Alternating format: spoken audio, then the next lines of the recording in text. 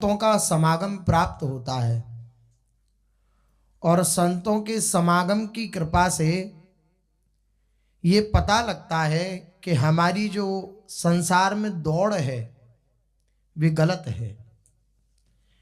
हम जिस सुख की लालसा से इस संसार के विषय पदार्थों को प्राप्त करने की चेष्टा कर रहे हैं कि इन वस्तु को, इस व्यक्ति को, इस स्थान को अगर हम प्राप्त कर लेंगे तो हम सुखी हो जाएंगे, ये दौड़ जो हमारी चल रही है, संतों के प्रताप से ये समझ में आ जाए कि गलत है।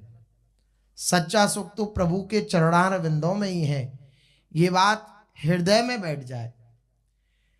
सुनते तो हम बार बार यही बात हैं, कहते भी बार बार यही बात हैं, लेकिन हृदय में बार बार ये बात नहीं बैठती। क्या?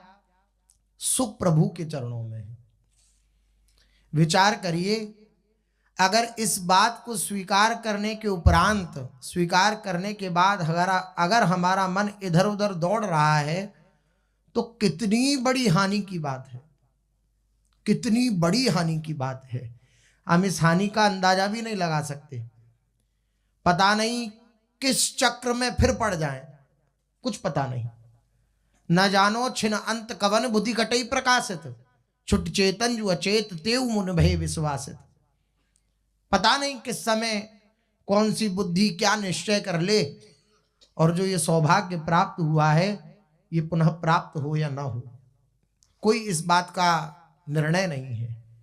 इसलिए जो विचारवान जन होते हैं, विचारवान महापुरुष होते हैं, वे इस बात को स्वीकार करके कहीं आसक्ति नहीं रखते, कहीं किसी प्रकार का अपनापन नहीं रखते, कहीं किसी प्रकार का कोई संबंध नहीं रखते हृदय से।